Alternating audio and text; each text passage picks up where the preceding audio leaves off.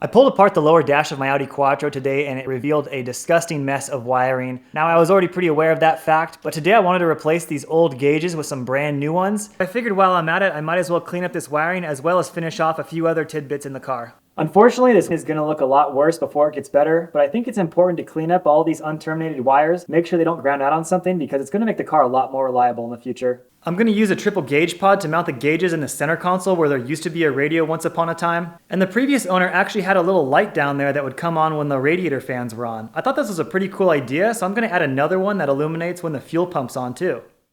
I need to take a break from the wiring, so I'm going to go ahead and install these new floor mats that I got. They're not very easy to find, but luckily someone from the Czech Republic made these for me custom, and they were even happy to illegally sew in the Quattro logo. This car has locating pins to keep the floor mats from moving around. I definitely need to clean these up, and I also need to install the grommets in the floor mats. First thing you gotta do is cut a hole. Then you just smash the grommet on. Well, that was pretty easy. The floor mats are in and the gauges are in. I gotta say, I love the look of these nostalgic VDO gauges. They're perfect for this car. I've got a little pile of wires that I pulled out and I'm nowhere near done with this. The previous owner swapped a slightly newer motor from another Audi into this car and spliced both harnesses together. So there's tons and tons of unterminated leads and sensors not plugged in. I'm gonna go through all that stuff pretty soon, figure out what's not being used and trim it down. But that's gonna have to wait for another day.